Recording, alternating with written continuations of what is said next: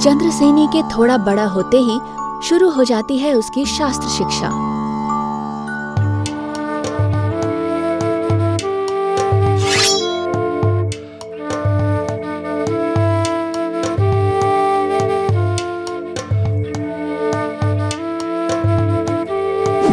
अस्त्र शिक्षा, घुड़सवारी और शरीर शिक्षा।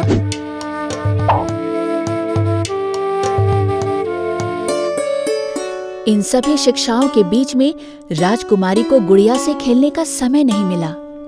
उम्र कम होने के कारण राजकुमारी गुड़िया से खेलना तो चाहती थी, मगर रानी माँ ने उसे समझाया कि उसके पिता के पुत्र का भार राजकुमारी को ही उठाना होगा। इस राज्य का भविष्य अब उसके हाथों में है।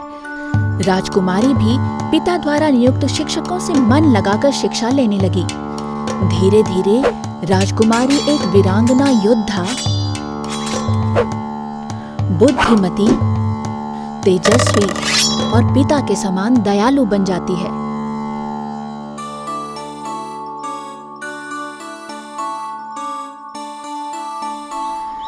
राजा विक्रम सिंह अब बूढ़े हो गए थे।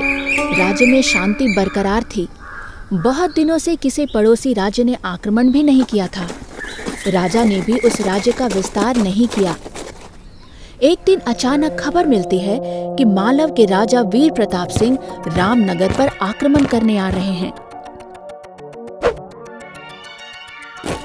इतने दिन युद्ध न करने के कारण राज्य में निपुण सैनिक या सामंत नहीं थे। हाथीशाला में हाथी, अस्तबल में घोड़ों की संख्या भी कम थी। 15 दिन में आक्रमणकारी राजा अपने सैनिक लेकर राज्य की सीमा पर पहुंचने वाले थे।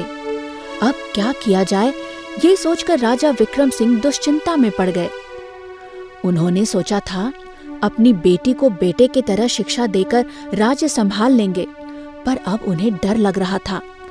राजकुमारी क्या अपने राज्य को इस संकट से बचा पाएगी? राजकुमारी चंद्रसेनी अपने पिता से बोलती है, पिताजी, मैंने सब सुना है। अगर आप मुझे अनुमति दें तो इन 15 दिनों में प्रजा से कुछ लोगों को लेकर युद्ध शिक्षा देकर अपने सैन्य बल को बढ़ाना चाहती हूँ। युद्ध नीति मैं बनाऊंगी, मैं रहूंगी उनके साथ। आप सिर्फ पड़ोसी राज्य कुमुद नगर से कुछ हाथी, घोड़े और कुछ विशेष अस्त्र मंगवा दीजिए। मालव राज्य के दुश्मन होने के कारण वो हमारी सहायता अवश्य करेंगे। चिंतित राजा बोलते हैं, मालव की सेना बड़ी और अस्त्र भी आधुनिक है उनके पास। क्या तुम सच में सिर्फ 15 दिन में हमारी प्रजा को उनसे लड़ने के लिए तैयार कर पाओगी? राजकुमारी कहती है, मैं सिर्फ चाहती हूँ हमारी प्रजा आत्मरक्षा करना सीख जाए, खुद को शत्रु के वार से बचा पाए, बस। सही युद्ध नीति इस्तेमाल करने पर युद्ध करने की जरूरत ही नहीं पड़ेगी। हमारे राज्य से पहले जो नदी है, अगर शत्रु वो पार ना कर पाए तो युद्ध को रोका जा सकता है। राजा राजकुमारी को आशीर्वाद देते हैं, विजयी भव। युद्ध की तैयारी शुरू हो जाती है। राजकुमारी मन लगाकर युद्ध नीति और रण कौशल समझाती है। धनुर्धारी सैनिकों को राज्य में सीमा पर पेड़ों में तीर धनुष लेकर तैनात कर दिया जाता है। युद्ध के दिन मालव के सैनिकों पर पेड़ों के ऊपर से अचानक आक्रमण किया जाता है।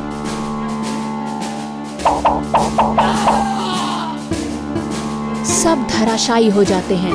कुछ समझने के पहले ही रामनगर के कुछ और जल सैनिक नदी पार करते मालव के सैनिकों पर पानी के नीचे से आक्रमण करते हैं।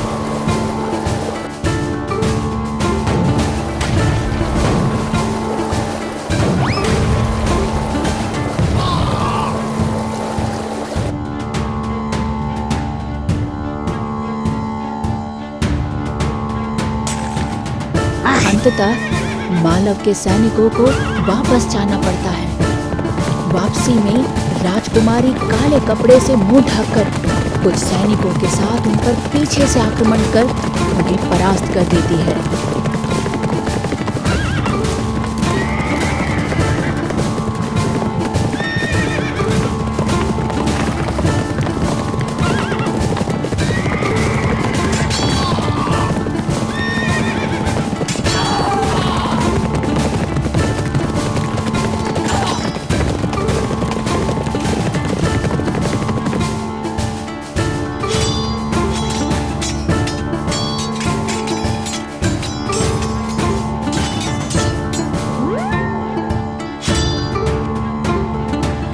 मालव के राजा वीर प्रताप सिंह हार कर नतमस्तक हो जाते हैं चंद्रसेनी के पैरों पर और हाथ जोड़कर बोलते हैं, मुझे माफ करना, पर मुझे जितना पता था राजा विक्रम सिंह की कोई पुत्र संतान नहीं है।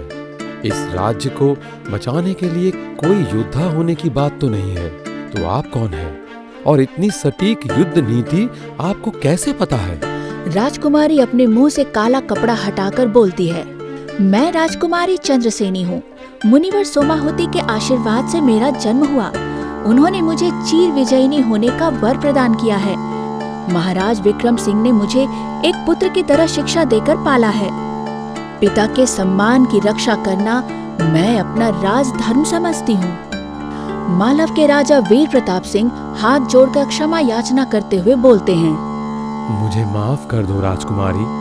पुत्रहीन होने के कारण रामनगर को मैंने कमजोर समझा था। मैं क्षमा मांगता हूँ। आपने महाराज के एक पुत्र की तरह अपना कर्तव्य निभाया है। राजकुमारी चंद्रसेनी के युद्ध कौशल और बुद्धिमत्ता के कारण रामनगर राज्य में खुशियों की लहर दौड़ गई।